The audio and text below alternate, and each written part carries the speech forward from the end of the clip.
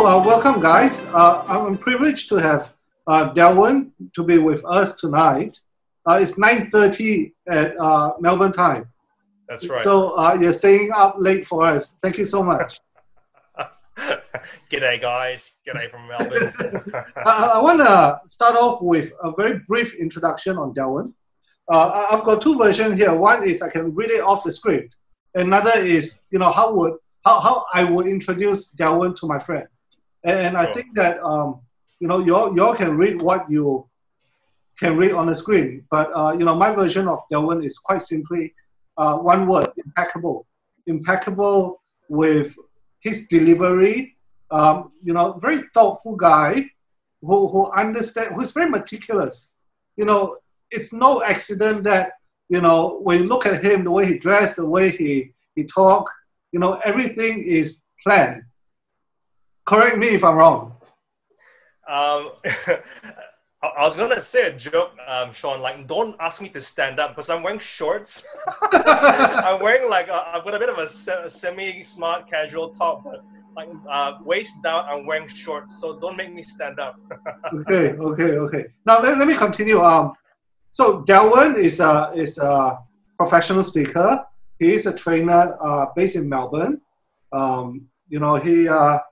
He has, how long have you been in Australia for? This time around 3 years, Shaun, but including the first round, that was 11. So 11 plus 3, roughly 15 years now. Right. But so in between, I was some back time in back Brunei for about Brunei. 6 years. Yeah. In between, I was back in Brunei for 6 years. Right. Delwin has 30,000 Twitter followers. Is that right?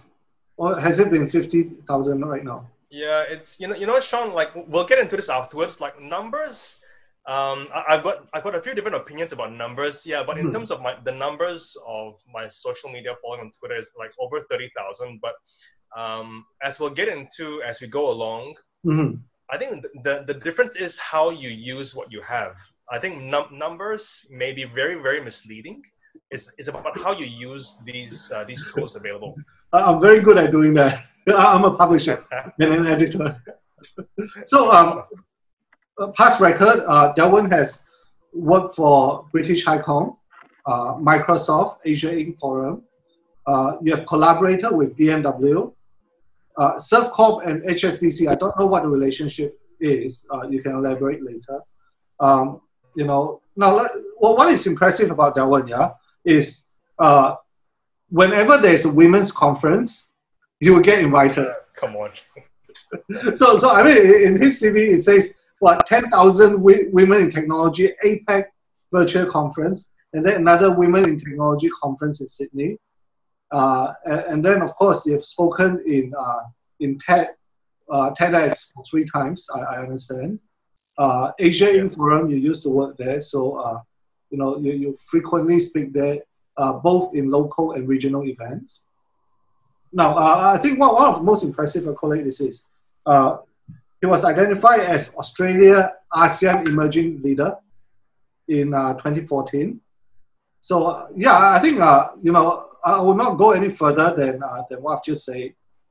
Tonight, we're here because we wanted to create a program to discuss about how to help you be best prepared for a job.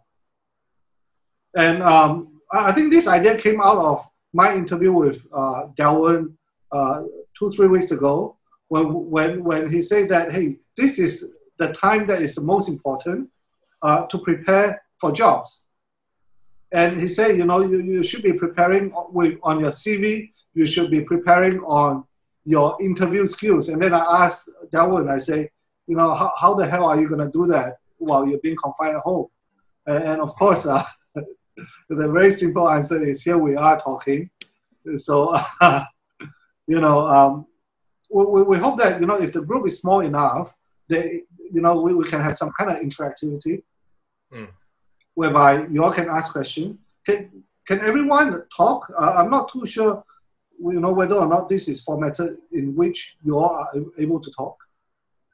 Yeah, I think everyone should have the function to unmute their own audio. So My Okay. assumption is everyone else has muted their audio while we're Okay. talking, Shaun. Okay. So if you all want to speak, you're okay to speak, yeah? Okay. Yeah. Now let us. Sorry, Delwin, you wanna? Oh, there are 4 people waiting. Sorry. Hey, we have. Hello, hey guys. So we are heading into the very interesting bit whereby we're going to talk about the basics. As an employer, when you're looking for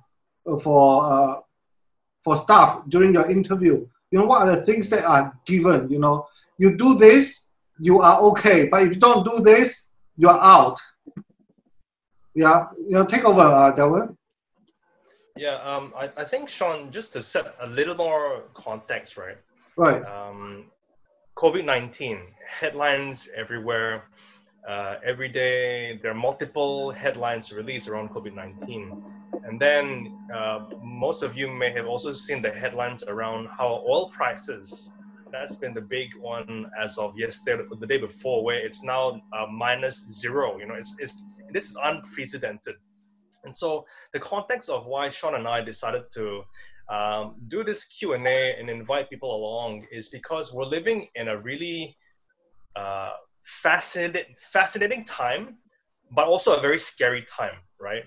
Because we know that wherever we are on our professional journey, some of us may be either in university, some of us may be in high school, some of us are already working, some are in public sector, private sector, but wherever we are along our journey, our worlds have changed because of COVID-19. And one of the things that Shaun and I spoke about before in our last conversation was around, this is a scary time, but is it all doom and gloom? And my challenge when we had that conversation was, this is a time when our reset button has been pushed, whether we like it or not. Right? All of us have had to stop, pause, and kind of rethink. And some of us have been forced out of a job already. Some of us, as we know, many Bruneian university students were called back for quarantine at the height of when things were still in flux around COVID-19. So if you're in university, you may be kind of feeling like scared or unsure about what's next because things are so uncertain right now, right? Because who knows when the universities will let you back in. If you're in a course where there are like internships and placements, who knows when you'll be able to complete these modules. So my point there, Shaun, being a lot has changed in the last since COVID-19 surfaced in December. We're approaching the end of April, and in 4 months, so much has changed already because of COVID-19. So that's the context, right? The thing is, our worlds are different compared to 2019. All of us may have had plans already to about 2020. We may have thought, all right, I'll be climbing the corporate ladder. I may be graduating.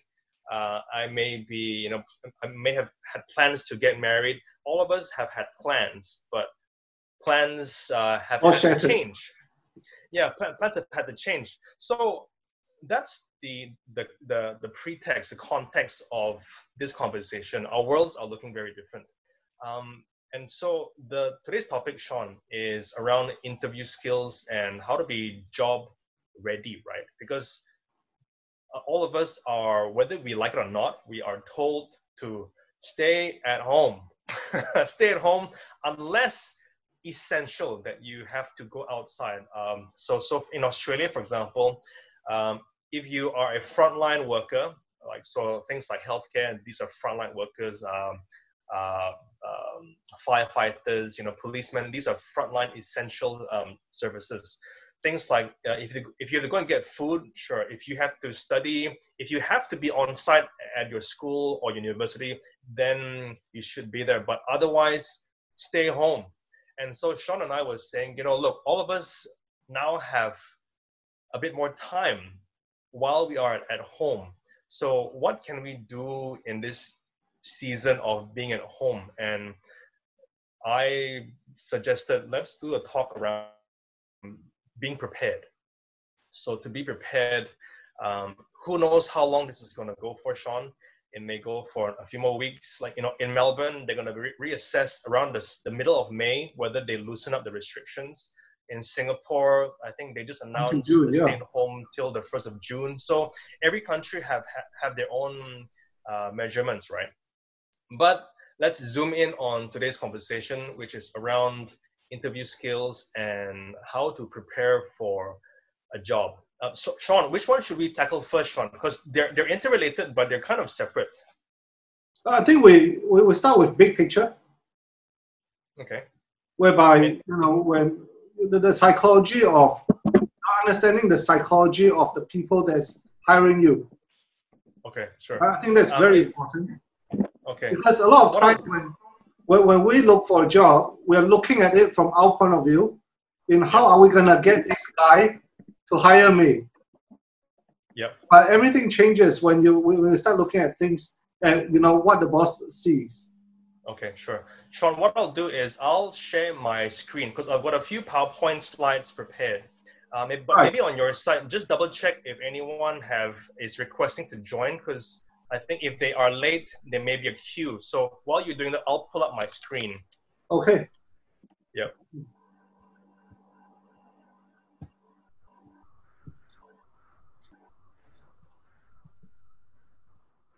Okay, so everyone should be able to see my screen, I reckon. I'll go to the start. Okay, so hopefully all of you can see my screen. Thumbs up, Shaun? Yes. Yeah, so look, just to set, by way of a bit more introduction, this is my journey over the last 20 years. I am born and bred in Brunei. I grew up in Kuala Blight. I went to St. Margaret's School. For those of you who are familiar with Kuala Blight, I lived along Jalan Sungai Pandan. So shout out to everyone from Kuala Blight. Went to St. Margaret's. I went to Malaysia for A-levels, and then I've been in Australia ever since 2000. And then so I graduated in 2004. In 2009, I did my MBA. I worked for a few different companies. In 2011, I moved back to Brunei, and as Shaun mentioned, I worked for companies like the British High Commission, Asia Inc. Forum, Microsoft. In 2017, moved back to Australia. I've always been in Adelaide, but as of this year, January, I am now based in Melbourne. Okay, so that's just a little bit about my journey, just to give everyone some context. These are some people I've met along the way. Some of these names may be familiar, some of these names may not be familiar, but I wanted to show you this slide to give you a sense that of the different people I've had the chance to meet along the way and interact with. The bottom right, that's my wife. We've been married for coming up to 13 years. We've got 3 kids. I've got a boy, Noah, who's 10. My twin girls are 8. Shaun, your earlier point around why am I so interested in women-focused events? And to me, Shaun, part of my, I guess my my agenda there is to understand that world a bit more, so that I can be the best dad and coach to my own daughters. Right, that's a separate topic. But look, these are some names and people I've met along the way, and because I've had such an interesting journey, highs and lows, meeting people from NGOs to ministers to CEOs to other colleagues, I've learned that these are 3 important things I've learned along the way. One is the importance of perspectives. Number 2, the importance of processes. And number 3 is practice. So these are 3 P's. For those of you taking notes, feel free to scribble or take a screenshot. But these are going to be things I refer back to along my talk. I'm speaking quite fast, Shaun, because I'm aware that time is ticking. So feel free to say, slow down. But until I We're all stuck at home. We have nowhere to go, Delwin. Thank you. Okay. All right. So the way I've structured my slide, Shaun, is framing them around 5 keys. And these keys, in my mind, these are keys which will help unlock doors, right?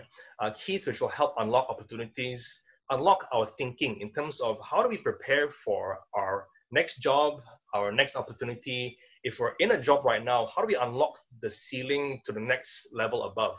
So I framed them as keys. The first one is preparation is greater than luck, or is more important than luck, or it means more than luck. And what I mean by that is that let's set the foundation and agree that it's always better to be prepared and over prepared than rely on luck or rely on our own. If for those of us who are a bit more extroverted, to rely on our own skills, our own charisma, but let's be, set the foundation that before all else, we need to be prepared. Okay, so what this may mean is things like your CV. If you have not brushed up or re-looked at your CV or your resume in a while, this is a perfect time to prepare and to look at your CV. This is a perfect time to prepare and brush up on your interview skills, right? Instead of say, Shaun, if say next week or the week after, there's a big announcement, COVID-19 vaccine is going to be made available and accessible to all, and the world returns back to normal. We've had in this season of COVID-19 stay at home, we've had, 2 months, 6 weeks, 8 weeks of being at home. So let's use this time at home to get prepared. So that's key number one. Before I go on, any questions, Shaun, or anything you want to kind of insert as I go? No, perfect. Okay. Please go ahead. So the next one is experience over theory. This relates to interviews, Shaun. And I found that in the last few interviews that I've been involved in, the last time that I interviewed for a job was for the British High Commission job back in Brunei. So while I've been here in Australia, I haven't interviewed for a 9-to-5 job per se, but I have pitched my programs and my coaching programs to different potential clients. So in my mind, that's a kind of interview. And the thing that I found is, some of the classic interview questions, Shaun, is tell me about your strengths, tell me about your weaknesses. In the last 15 years that I've been working, I've only been asked that question once. So in my mind, it's in that category of it's there, but it's not. And because I haven't experienced being asked that question a lot, in my mind, it's like, all right, let's not focus on that question. But I'm sharing from my experience, right? What the kinds of questions I've been asked, and the kinds of questions I've been asked is, tell me about a time when you have experienced ... Meaning when you have experienced a deadline, when you've experienced working with a team, when you've experienced working in a difficult process or a situation. So tell me about a time when you've experienced something. And here's the thing, right? Interviewers, employers, if you have two people side by side and one of them says, all right, I've got experience in point 1, 2, 3, 4, 5, versus the other candidate who says, hi, good afternoon, sir or madam. I'm fresh out of university, or I've been unemployed for 3 months, 6 months. And so in theory, I think this is how I would approach the situation. And already both answers are quite different, right? Because one is based on your own experiences, and the other one is more theoretical. And I found that employers, clients, they're always looking for employees or potential service providers who can give an answer where, look, this is my experience of how I close this deal, how I improve this process. So that's key number 2, Shaun. Experience over theory. Now, Delwin, tell me, if, as you say, if I'm fresh out of school and I don't have any experience, how should I tackle this question? Yeah, that's a great question, Shaun, because I don't know about your upbringing, Shaun, but for myself, I grew up, most of my childhood was in Brunei, like I said, from Kuala Lumpur. My mom and dad were always, their style of parenting was, look, Del, finish your university studies first, and Yep. then look for a job, and then go work part-time. So my first proper job out of in my whole life was after I graduated. I had a short stint doing some part-time job, like a 1-month role in a restaurant as a waiter, but that was during university. But you compare it to here in Australia, Shaun. As soon as you're allowed to work, I think the legal age here is roughly 15 or 16. Yep. From there, all the McDonald's, the KFCs, Hungry Jacks, all these fast food joints, the Subways, it's so common that they're staffed by teenagers. And so to your question, Shaun, how does that apply to say students in Brunei who may be finding themselves stuck right now, or in the in-between stage, right? I'm just in school, I'm in university, but there's a gap before work starts or real life starts.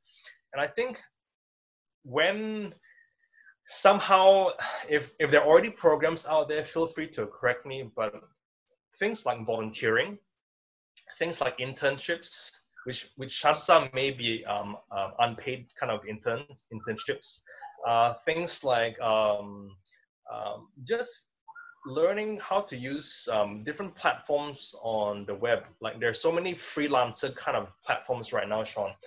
The ones on top of my head is freelancer.com, wework.com. What's another one?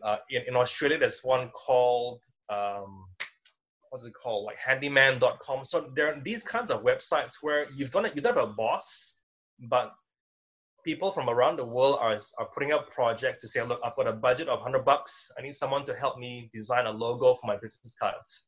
So even though you're in Brunei, I think that's an opportunity to, depending on your skill sets, to just plug into these kinds of global websites to say, look, I can do this, this, and this. While I'm in Brunei, stuck at home, I can still exercise my skills in this way. That, or my suggestion is, when push comes to shove, you shouldn't lie, but you can refer to the assignments that you did in school. Yeah. How you collaborate, how you lead that assignment with your friends.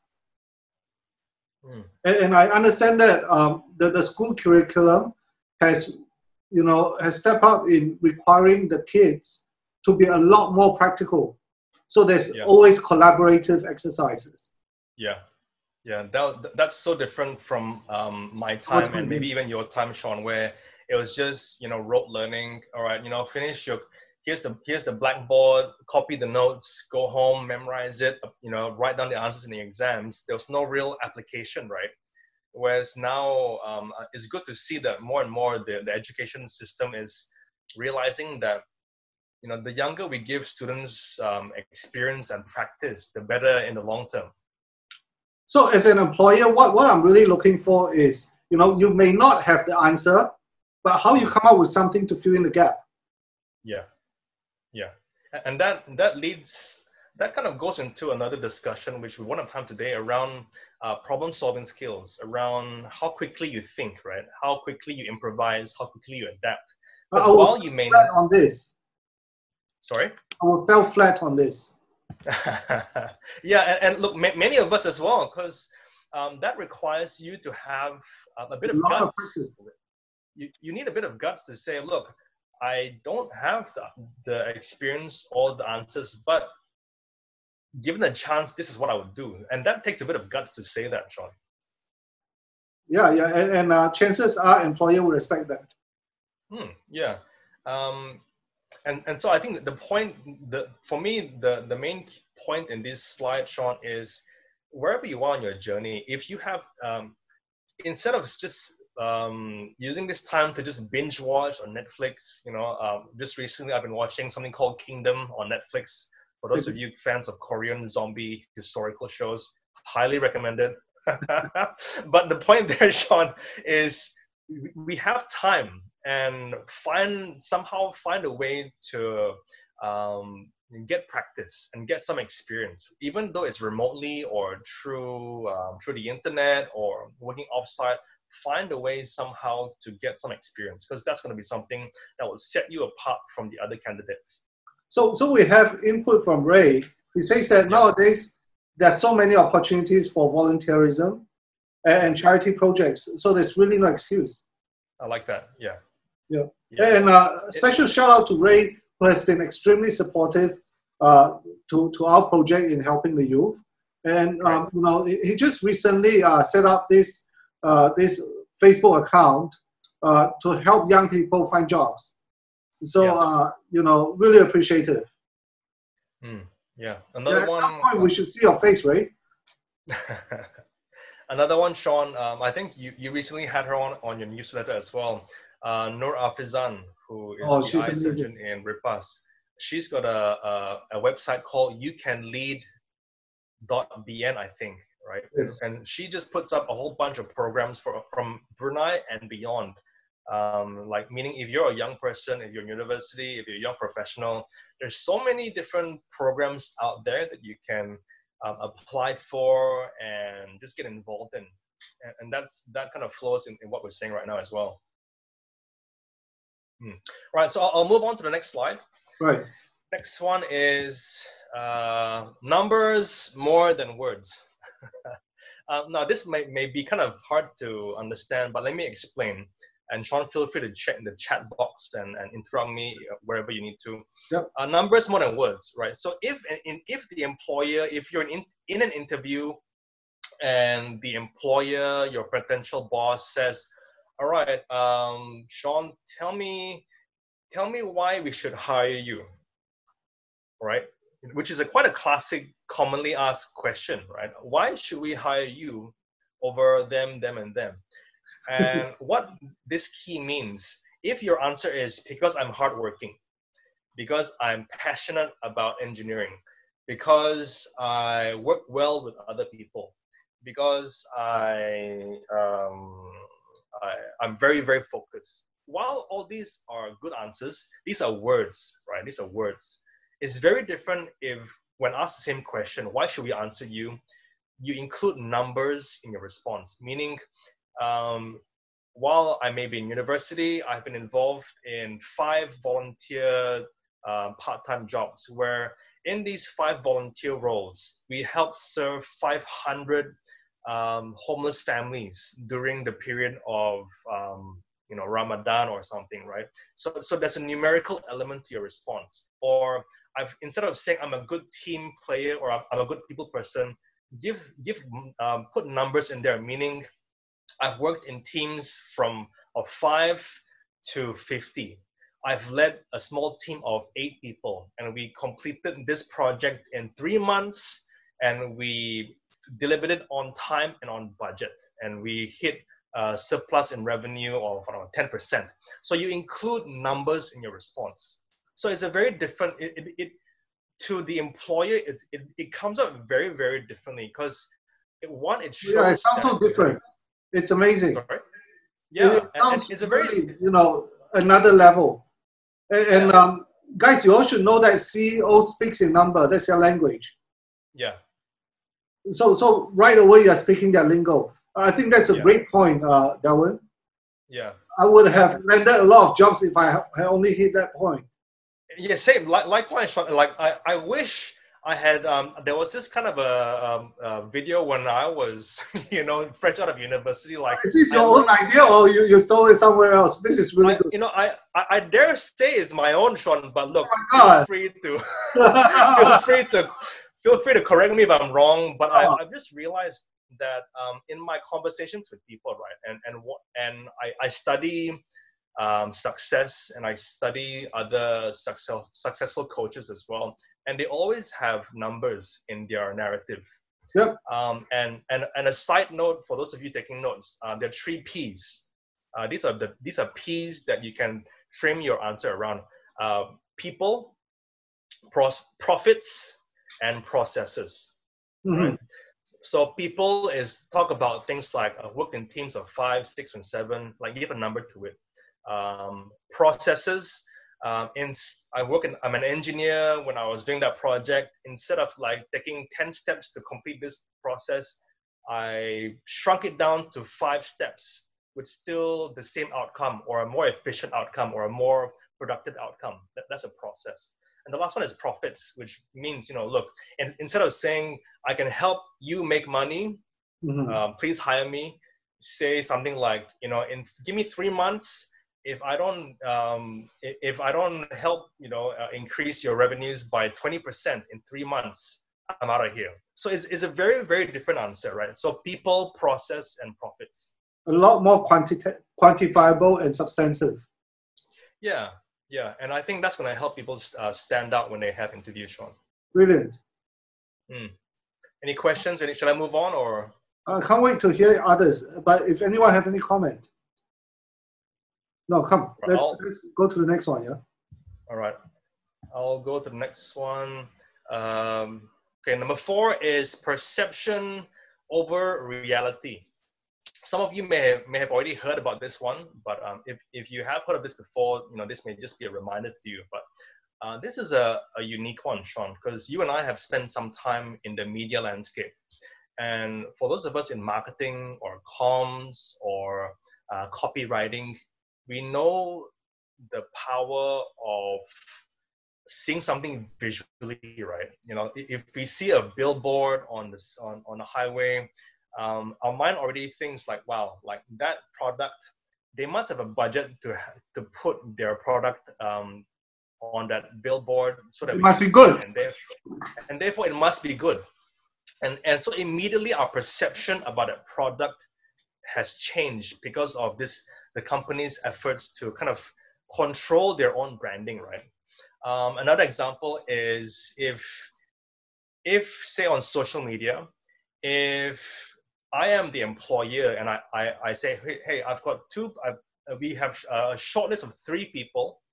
I'd like, I speak to my HR person, look up these 3 people, and I'm just curious because on paper, in the academics are very similar. They all have top grades. Tell me more about their whole person. What do they like? What do they dislike? Are they involved in anything, any charity events? So the HR person, chances are he or she will look online, on social media, on Google, typing in on Google search Shaun Hoon.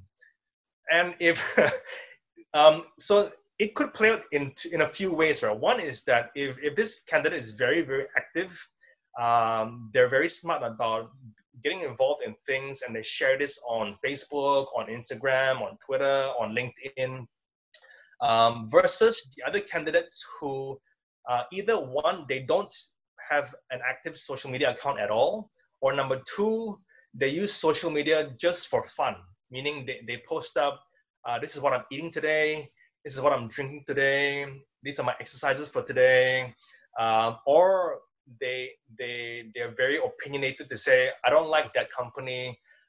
Today I was served in this restaurant, the service was terrible. So already the perception of that candidate has been changed and warped, right? Even though the boss has never met him or her, but who they are online makes a big difference in the perception of the person. So that's what I mean. You may be the nicest person. Wow. You may be the nicest person in real life, but if I've never met you in real life and I don't know you directly, all I know of you is what I see all I know of you is what I see online. And therefore, if given the choice, I have to trust my gut, and my gut tells me you are either impressive online or not. And so that's what I mean by perception is arguably more important than reality, Shaun. And what I'm hearing here, Delwin, is that your resume is no longer just a PDF file, but everything that's accumulated on Google about yourself, on Facebook, on Instagram about yourself. Yeah, I think if in future, if you speak to like a HR professional, because I've been involved in a few interviews where I've interviewed people, but that's not my main job, right? So my sense is that if you ask a HR professional, they may have a deeper answer or a deeper, more layered response. But that's my sense, that while resumes are important, yes, but beyond that, it's the whole big picture as well, right? What's happening around just that resume. And social media wise, isn't LinkedIn the most important for that? I've got a layered response, Shaun, because when I was in Brunei, I did not touch my LinkedIn at all. Right. Because in Brunei, as many of you know, it's very much word of mouth, right? Yeah. It's so easy to say, hey, who do I know who knows this person? Let me call my uncle or my cousin or my neighbor or my nephew. Tell me some insight about so and so. And so in Brunei, I did not rely on LinkedIn at all. You don't need Whereas that. the moment I came to Australia, Shaun, it hit me like a tidal wave that I realized straight away. One of the first things they do after a networking event is they will look Discuss you up on LinkedIn. And so it's quite different. I think in Brunei, there is still room for discussion around whether it's the most important platform. Because my sense is it's not as important in LinkedIn, unless you're in like the private jobs like Shell or the banks or the telcos. That's where I think LinkedIn might have a space. But if you're in like other spaces in Brunei, I think word of mouth is so important. But in Australia, a bigger market, LinkedIn is definitely another key as well. And I think that I would like to encourage everyone, to aim for the stars and not just be thinking about limiting yourself to Brunei. Mm. Yeah. So work on your LinkedIn. Don't be like me. That's right. My LinkedIn is totally embarrassing. Yeah, and look, we can maybe have a think about another program around LinkedIn because there's a whole different discussion. I mean, look, think about LinkedIn as it's kind of like the professional Facebook or the professional version of Instagram, where instead of showing the fancy pictures, all you post and share about is your CV and what you're doing professionally. Okay, so how many of you have a LinkedIn account here? Good. I see a few hands.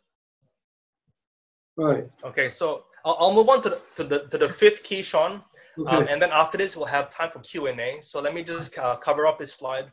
So this is specifically about interviews. This is a classic interview technique. It's called the STAR method. For those of you keen to read up more about it, just Google STAR method interview technique, and you'll see a whole bunch of resources surface. But it's an abbreviation for situation, task, action, and results. So think about this, right? So if you're in an interview and the employer or your future boss or the interviewer asks you, all right, so tell me about a time that you had to work under pressure, right? So that's the question, and there are many ways to answer this, but this is a structured technique, and it's called the STAR method, where you break it down into 4 parts. You talk about the situation. So your response may be, all right, so in my last job, I was the manager of communications, and the situation was that we had an event launch coming up in 3 months. So that's the situation, right? So the next part is the tasks. So under task, you talk about to produce a successful marketing event in 3 months. These are the different tasks which had to be done. And I've got a team of 5 people. We each have different tasks. So you break it down. And then A stands for action. What's the action that you took in that situation, in that scenario? So you could say like, what I did in that situation was I helped manage these 5 team members. We met deadlines, and we did some customer research, and eventually we managed to pull off a very successful marketing event. So you talk about the action you took. And the last one is results. This is where you talk about the results that you achieved based on all these things that you did.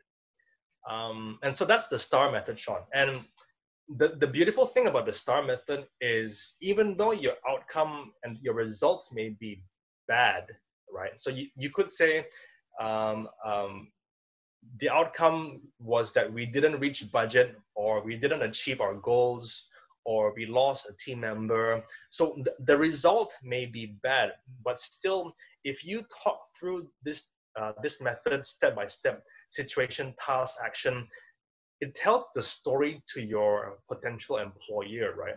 The interviewer, and the interviewer can hear how you approach the situation, and they kind of make a judgment based on how you handle the situation, about the kind of person that you are, how you handle, how you deal with stress, how you deal with pressure.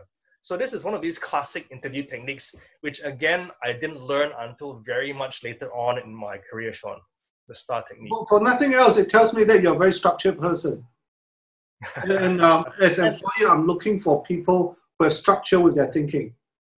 Yeah. I think that's superb. Yeah, and imagine if for all of us who are people, who are extroverts, we like people, right? If your answer is, hey man, I like people, I love people, I get along with everyone, I don't have any stress. It's very lame. While it may be your truth, to the listener, the employer, the interviewer, it sounds very wishy-washy. Like, is this guy for real or not, right? I'm here, I'm looking for a professional, but he's like a people person. So, while while you may be a good person, how you respond is so important in interviews. So there's a question asking if you're an engineer, you're very process-driven. Yeah. What's the question? Whether or not you are engineering background. Oh no. I'm not. I've got family members who are engineers, but my background is in health sciences. So in university, I'm actually a physiotherapist by trade, Shaun. So I did a physiotherapy degree back in university. And then after university, I did an MBA. But I mean, I think the thing about physiotherapy and medical and sciences in general is that there is a structure, right? There is a process. It's all about evidence-based research and evidence-based practices. So I guess, and I draw from that experience in my training, that I do view things from a very structured approach. And are you more a left brain or right brain person? Remind me which is which, Shaun? Now, left brain is structure, mathematical. Right brain is creative. It depends, Shaun. Some days I'm very left, some days I'm very right. So, and it depends on the situation as well. Like for example, when I do talks, when I deliver presentations, in my mind, for the audience to have a memorable talk, it has to have a bit of both, right? A bit of art and science, a bit of chemistry and biology. Right. Because the way we like to hear stories, but we don't want to get bored. So there's a structure to keep the audience engaged. So yeah, I think it depends on the situation. Well, what you've just done throughout your presentation is very structured. So it's very left brain oriented. And because it's so important when we're looking for a job or we're preparing for an interview to approach it through the lens of structure and process. Because if not, it's going to be chaotic, it's going to be wishy-washy, it's going to be que sera, whatever will be, I hope for the best, fingers crossed. And I guess my general nature is I'm more of a pragmatic person. So things which are within my control, I try and do all I can to control those elements. Instead of, I think when I was younger, I was very much more happy-go-lucky, chin-chai la, let's let the dice fall however they may fall. Yeah. Going through your slides, Delwin, it brings back memory of a certain level of understanding of why I've never been hired by so many companies. I crossed all the boxes. I never did any of them. Yeah, and so those are my slides, Shaun. So 5 keys. I'm happy to share the slides with you, and you can share this to the people who logged on afterwards. But for people, we still have time for Q&A, so I'm not rushing off. But if you do want to, get in contact with me, these are my details. My socials, find me at Hey Delwin. That's my email and that's my website. So I'm gonna stop sharing the screen and go back to the shared video thingy. Let me see. Stop screen share. How about Nina? Nina is is a lecturer from IBT. Yeah. Welcome, and she's an engineer, so I think that she can relate to most of what you've just said. Hi. Hi, Nina.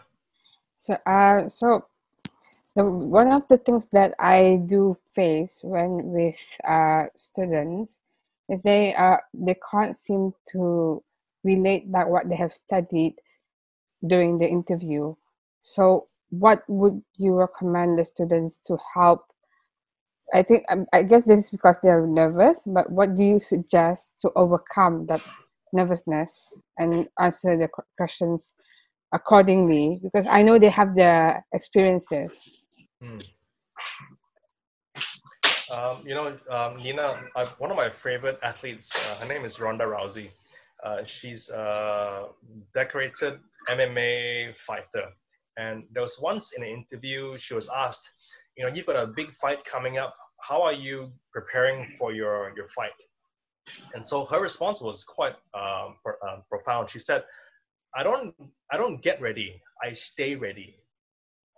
I don't get ready, I stay ready. So I think to me the principle there, right, is yes, all of us are on a journey. We may have interviews coming up, but if your students, if you and I, if the only time we start to get ready is just for the interview, we're already at a big disadvantage compared to someone who is doing these kinds of things and practicing. There's another sporting story about Allen Iverson, who was a gifted NBA player. He was popular around the early 2000s. But his downfall was that ego got really big because he was so gifted, but he just didn't like to practice. And so to cut a long story short, he fell from the heights of his fame because his teammates stopped trusting him. He didn't perform well.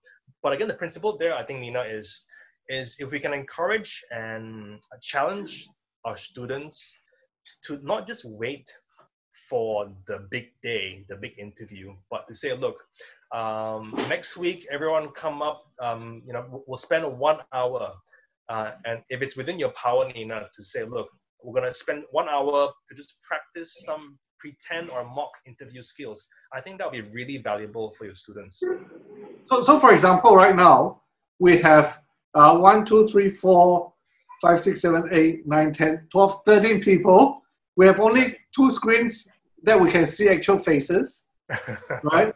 Now we've got 3, Vivo 1606. You can hear the best speaker. It's not until you practice talking, this whole thing would be useless. Yeah. Hey, is there something you want to say? Who, sorry? Oh, wait. Hi, Sean. Okay, sorry. Hello. Sorry, what? No. Can you hear me? It's a chance for Yeah, I mean, I find it very interesting when Delwin mentioned about the use of social media, because the thing is, as a student right now, I think I use social media quite a lot, especially like along with my peers. So I was just curious, Delwin, based upon your perspective, do you think it's better if let's just say if I were a very opinionated person and I like to give my views online, should I actually private my account and let my specific followers see, or should I actually let it be public, or do you recommend me to let it private overall? Great question. Sorry, I think your name is or Izzy or Is. Is in my journey, right? Once upon a time, I used to have a Twitter handle called Brunei Tweet. So for those of you who have been on Twitter for since the 2010, you may recognize that name, Brunei Tweet. And I started my journey anonymously. And I was hiding behind the veil of secrecy. And so no one knew that it was me. The magic was I started that account while I was in Australia. But I started it because I knew in 2010 that by 2011 I'd be back in Brunei. So while I was here, I'd be posting content and creating content and retweeting Brunei specific news. So your question resonates because part of my journey is I started anonymously. I was hiding behind a mask, but eventually I realized that the mask became a hindrance and a nuisance because I knew that if I want to affect change, right? If I want to be part of the solution and not the problem, I can't hide behind a mask, and I need to kind of be. There should be alignment in who I am online and offline, so that I'm not someone else online that I am online. And I know in Brunei it's different, right? Because for example, I follow Reddit, the Brunei Reddit thingy. That's unfortunate. That's yeah. So I know that that's a place where everyone is super opinionated because it's done in private and no one knows who everyone is, and so there's the safety of that mask, right? But like I would challenge that if we could put that energy into bringing things up into, say, like a LegCo where they put a youth forum, that would be so much more productive, right? Because we're not hiding behind this secrecy. And I think just a recent example is how the two ministers, Minister of Health in particular, the press conferences were so refreshing because it's never been, in my time, it's so rare to have ministers be upfront and say, look, that's a great question. I don't have all the answers, but we're working on it.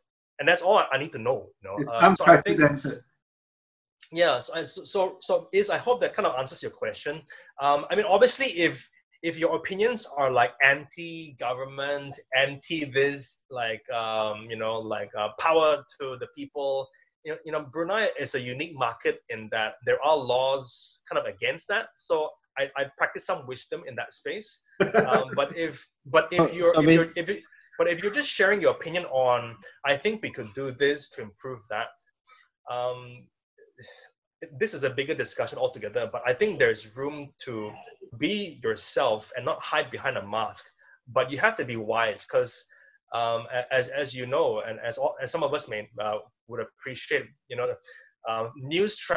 news travels fast in Brunei, but especially bad news or especially controversial news, right? There's an old joke about Shaun, I'm gonna have to leave now. Thank you, Delwin. I really appreciate your answer. So. Yeah. All right, thank you, Delwin. Thank you, Shaun. All right. Yeah, I was just saying, Shaun, there's an old joke about how communications progressed. Once upon a time it used to be telegram, and then with technology came the telephone, and then the third piece of the puzzle was Telebruneian. Hey, Delwin. I don't understand. I'm supposed to be kicked out at 40 minutes, and we're here for an hour right now. I saw a pop-up before. It said it was upgraded for free. So maybe, I don't know, like the angels are watching out for us, Shaun. Hey, Ray, welcome. Finally, I get to meet you. You're my hero, man. Hi. Hi, everyone. Hi, Ray. Hi, Del. Hi, Shaun. Hey, congratulations on very important work. And thank you. It's just part of my. No, thank you and Del as well for putting up this session for everyone. What's the idea behind all this, yeah? Sorry, Shaun? No, I'm asking Ray actually. What's the idea behind starting this initiative to help people find jobs? You know how they say the best way to improve yourself or maybe learn about something new that you're not really good at is by giving value first to other people and also by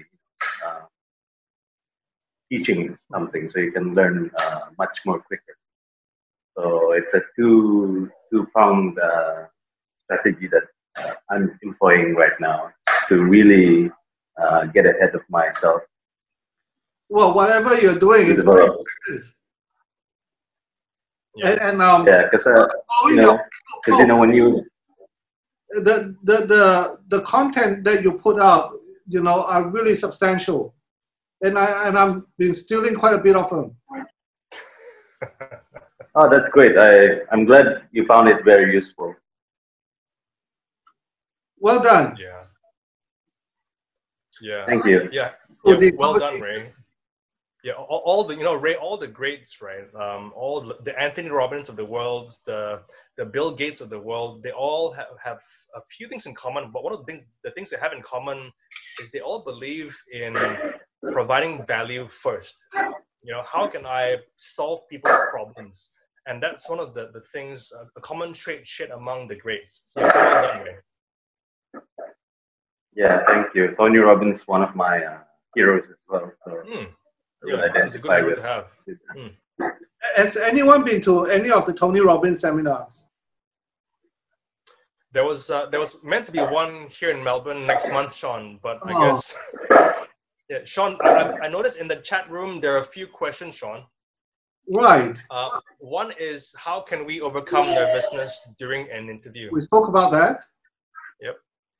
And then another one is a comment from Zana and a question: what if the interviewer expects us to memorize words for words all the tasks and the responsibilities that have been advertised for the post in the interview, but we as an interviewer couldn't give them all because the list is too long? And that's an interesting one as well, because we're talking about the ideal interviewer, right? Who wants to hear how you're thinking, but sometimes we do hear horror stories of we get interviewers who are robots. They want to hear only one version of the answer. So I think that's challenging, right? But I think, again, the thing that we can do on our part is to prepare. When I was growing up, it was the era where there were a lot of scholarships up for grabs. The Shell scholarship, government scholarships. I'm not sure how it is now in Brunei, but back then, part of the process was you had to go for an interview. You had to know things like what each part of the national flag meant, things like a few MIB concepts. So a lot of questions would come up, but the answers are very, very long and technical. And so, but I think my point there is, where possible, do what you can to just, if it's really a job that you want, memorize, but somehow still show who you are in your presentation. Because if there are three people who all memorize and say the same thing, what sets each person apart, right? Zana, I have a more practical answer. Fire the employer. If on the outset, if someone who is so unreasonable, you wouldn't want to work for him or her. Yeah, it's tricky, right? Because in a small market, sometimes it's hard to be so choosy as well. So I wouldn't fire him. Go look for someone else for a job. Look for Ray. Ask Ray to hire you. You all may not realize we have Dr. Yana in our presence, who is an adjunct professor for UBD. Any input, Dr. Yana?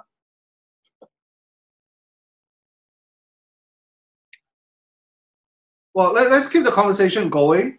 So we are now at an hour 20 minutes.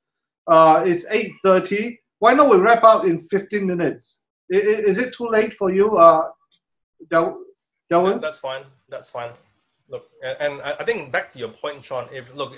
All of us are already here. If you do have a question or comment, feel free and please just ask, right? Because it's rare that we all have a moment like this to learn from each other. So why not just use this time to ask questions or make a comment? And what is fun about this is Delwin and I don't normally see eye to eye, So it will become a debate session, which is a lot more fun. Now, in the absence of questions, I'd like to I want to discuss about tough questions that you might expect during an interview. Yeah. Yeah, and I think I stole it from Ray's posting, whereby one of the Facebook executive talks about what was one difficult task that you have performed, and what would you have done differently, and from there you get to know the personality of the candidate. If that person say that, hey, it's all someone else's fault, you know that this person is not to be hired. And if that person doesn't have any answer, that means that that person is not thoughtful enough. Yeah. So I don't think that everyone would ask as difficult a question as that one, but it's useful to play scenarios. As Delwin say, you can never be over prepared. So now, what was the question, Shaun? No. The question was something like, what was something very difficult that you have accomplished, and then that person asked a follow-up question on what would you have done it differently. Yeah. Yeah, and so that was the exact question. Yeah, so your point, Shaun, is don't just keep silent, right? Like, think on your feet. Yeah. As you say, you don't prepare just for the interview, but every day, whatever you do, you have to be contemplative, to think through, what is the meaning of it all? What have you learned? And that's what I'm looking for as an employer. No, speaking of, being an employer looking for things, right? What are the characteristics of, of an employee that, the ideal employee that you would be looking for, Delwin? Say that again, Shaun. No, what would be an ideal employee, an ideal candidate that, when you see that person, you give him a job right away? Yeah, it's tricky, right? You need to have ticked. Yeah, what we haven't spoken about, Shaun, is the power of networks. We haven't spoken about that. And from my experience, right, say out of the last 5 jobs I've had, like the last 9 to 5 Monday to Friday jobs, 3 were informal interviews. Let's go for coffee. Let's catch up. Hey, by the way, I'm looking for someone. And 2 out of the 5 were formal interviews. And I say that because it should be said as well that it is important to have a strong network, number one, and also number 2, it's important to how do I say this? There's a saying in the startup space, right? Investors, angel investors invest in lines, not dots. What that means is that if you imagine you're the startup, and imagine you need funding and money to grow your business. If the only time you approach the angel investor is when you need money, instead of touching base along the way, dot, so you make a line, and in the angel investor's mind, it's like, look, why should I support you only when you need money, unless your concept is really good, versus I've seen you on your journey, and I like who you are as a person. So you build the relationship first. Yeah, and so I think we can relate it to your question, Shaun, because I think the classic answer is, of course, I want the most experienced person. Like we covered all these 5 keys. Give me an answer that I can process from a numbers point of view, your body language, how you present. But beyond all those things, like I want to know that the person I'm hiring is someone I can get along with, and a person that I know my team can get along with. So likability is important. Yeah, I think so, Shaun. Likability is a huge factor. But it's underestimated. Yeah, and like and these are very anecdotal examples. Like, but my brother who's in Singapore, he was with a bank for 15 years, and he's recently left the bank, and he was kind of headhunted by a different company.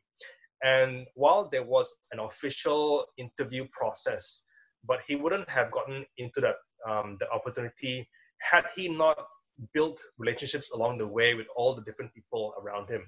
You know, so I think a lot has to be said around um, if people if people like you, chances are that you already have an advantage over the other candidates who they may or may not know.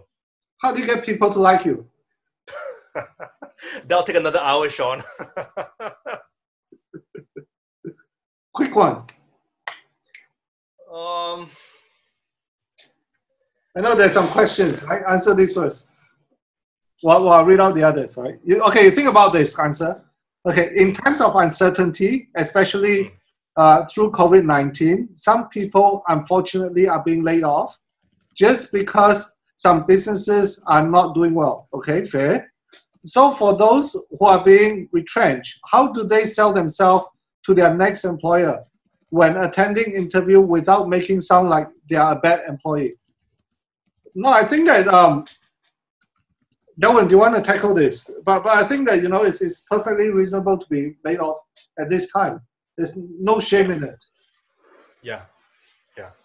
And it's that flows into a different topic on like mental health, for example. But in Australia here, more and more the professionals that I know, we all have come to this sense that it's okay that you may be out of a job right now. This is unforeseen, extraordinary circumstances. So it's it's normal. unless you're in like an essential job, like a frontline medical worker, police person, those kinds of things. Their jobs are steady because there's always going to be a need. But we're seeing so many companies shrink or say go work from home, or things have just changed. So I think it's hard to. These are really extraordinary circumstances, and I don't want to rush my answer, but I think that we need to be kind of accept the fact that it may be the reality that we may be unemployed for a certain amount of time. So no shame to it, yeah? Okay, next one. Yeah. Where do you see yourself? How do you answer the question, where do you see yourself in 5 to 10 years' time? We often receive mixed response from students when we do job interviews in school. As an instructor myself, I'm not sure whether or not there is a right way of answering such question. Yeah. My thought on that, Shaun, is I put myself in a point of view, in the shoes of the interviewers, because everyone wants to progress in their jobs, right? I mean, it's rare. While there may be some who say, look, I don't want to grow, I just want to stay where I am. But most of us, if we're ambitious, we want to progress up the ranks. So my go-to response to that question is, very short and simple. I want to be doing your job so that you can move up the ladder, right? Because I think that shows an appreciation for, you can give a more fleshed out answer, but I think if you say that sort of thing, it's kind of music to the person's ears, right? Because he or she may want to move up, but he or she may not be able to move up because no one's there to fill his role. So your answer could be something along those lines too. I want to replace you so that you can move up, or something to that effect. I just don't know where I am in 5 or 10 years' time. So, that's why I never get to be hired by anyone. I wouldn't be able to answer that. So next one. How can we handle a situation where we have difficulties answering the question? Yeah, that's hard, isn't it?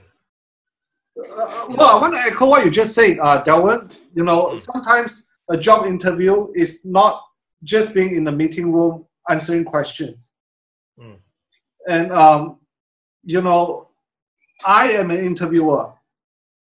You know, I talk to, I've interviewed in the hundreds of the smartest people. And a lot of time when I look at my own question, asking myself to answer those questions, I can't. My point being is, I don't think that the interviewer would expect you to have perfect answer every time. And then as an interviewer, I'll be very worried if you are so shrewd in being able to answer everything perfectly. So what we're looking for something a lot more than just Q&A, but you know, an ability to gauge into things like what you just said, whether or not I like that person, whether or not, you know, I trust this person. I think that's significantly more important. Yeah. Than being a shrewd, you know, a shrewd person who is able to answer everything. I won't be able to trust that person. Yeah. And again, to go back to our earlier point, Shaun, just be prepared. If it's within our power to prepare and research all there is to know about the company and their processes, internally, externally, top to bottom, let's not leave things to chance and just, you know, hope for the best. Let's do all we can to prepare and to research. And you know, of course, there are going to be times where we're going to be asked questions that we won't know the answer to. And I think when those times come, a perfectly acceptable answer is, I'm sorry, I don't know the answer to that question. Well said. Now, Dr. Yana's got a question. She says something like this, you know, well, when a company is hiring a new young individual who is not very skilled, but is very polite and kind and good and reasonable communicator and shines out the others that are very, very skilled. The company wants to shape these young individuals on its own terms.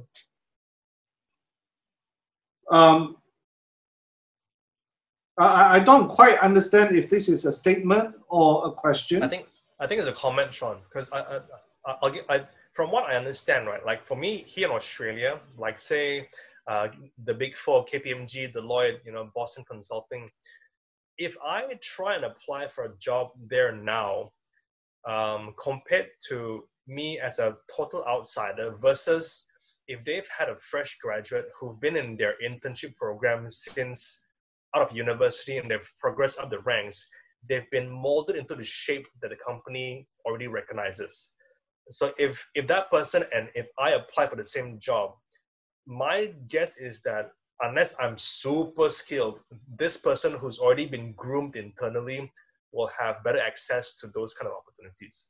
So I think that was more a comment from my point of view. So you know, create unfair advantage for yourself since the beginning by doing intern work.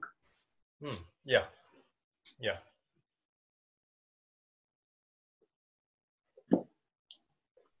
Any more question, anyone? Any final remark, Delwin? No, we've covered a lot of ground, Shaun, and I think once you've had a chance to repurpose this into a video or audio, we covered a lot of ground, and I want to encourage everyone, if you get a chance to re-listen or re-watch this, and if you have any questions, feel free to reach out to Shaun or myself for a more layered and detailed conversation, because it's hard to, you know, respond to everyone extensively, right? But I think my final point is to take action. You know, action, as the saying goes, it speaks louder than words. And if you can show your future boss, the future employer, interviewer, that you're a person of action, and that you're prepared, that you've done your homework, that you've practiced, you're going to be miles ahead of the other candidates. Yeah, so take action.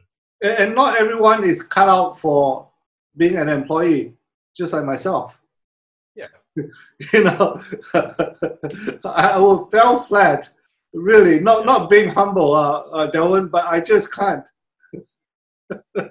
Now, there's one last question. Are you able to handle one question? Sure, yeah. I'll read out for you, yeah? It says, how do you sell a quality of yourself with less chances of the quality being used against you? So selling too much versus selling yourself short. I think Delwin was calling me out on that just recently. And how do you recover from that position if it happens? It's a loaded question. Delwin, you take it away, yeah? It's tricky, right? It's part of what I do here in Australia, I do training around cultural awareness, and that's a huge topic. But the points I want to bring out is that depending on where you grew up, your perception, your worldview is a certain way, right? So in Brunei, it's not really commonplace to be so opinionated and boisterous. I mean, imagine if you're in a board meeting. Here in Australia, from the senior to the junior ranks, they're all encouraged to speak their mind, even to the point where it may seem like you're interrupting your boss or shutting his or idea or challenging his idea to his face. And that's encouraged because that shows you got guts, that shows you're motivated, you're well rehearsed. But in Brunei, that will likely be the end of your career, right? Because no one wants to embarrass your boss or to make your boss lose face. Face is so important in Brunei, and I think. But to answer the question from the person, it's tricky because it's a fine line between being too overconfident and shying away from the limelight, right? But my go-to is wherever possible, always lean in. Meaning, lean in is a bit of a metaphor to say always bring value, always add value. That should be the lens you process whatever situation you're in. Instead of leaning backwards or have your arms crossed and be quiet, always give the interviewer more data and information to process and work with instead of less.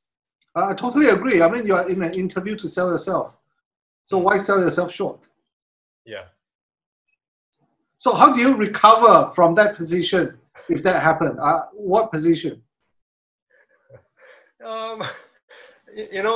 Shaun, sometimes the best of us just won't get the jobs we want.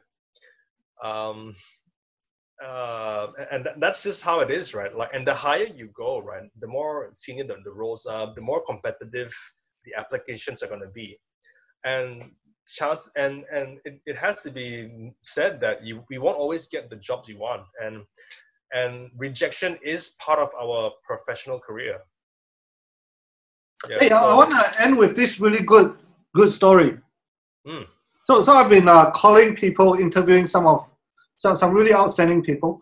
This afternoon, I interviewed this lady called Reese Fernandez. She is one of the top social entrepreneurs in the Philippines. Earlier this year, there was an announcement of her getting into a partnership with IKEA. Now, Philippines is opening up the biggest IKEA in Asia, I think. So to have a social enterprise getting into a partnership contract with IKEA to provide service is a big deal. So while we're talking about COVID-19, how to cope and all that, I asked her the question about collaboration. I said, hey, you are the poster girl for collaboration.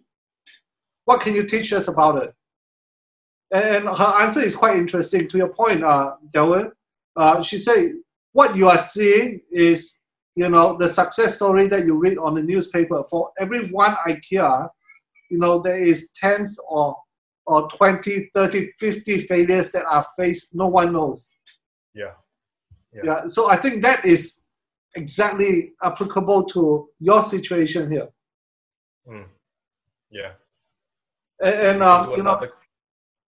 Sorry? I was going to say, you know, failure is another topic which we just, you know, that's a huge topic, right? Failure, the stigma around failure, but why failure is part of growth. But we won't go there because it's a big topic. But yeah, I catch your point, Shaun. Yeah. So with that, thank you so much for everyone's time. Special thanks to you. It's very late in Melbourne. That's okay. Yeah. Say hi to Julian and the family. Yeah. Look, Shaun. You know, I work from home even before COVID-19. I work from home anyway. But the difference now is that now my kids are schooling from home as well. And so I enjoy being around peers and other professionals. So to me, this is a bit of a relaxing time here, where I've been, you know, homeschooling my 3 kids. You know, I love them to the heavens and back, but it's hard work, man. So this is relaxed time for me, Shaun. Right. Thank you, everyone. Yeah. Thank you, Delwin. Thank you, Ray. I'm gonna try and take a bit of a photo here. So if you can smile. All right.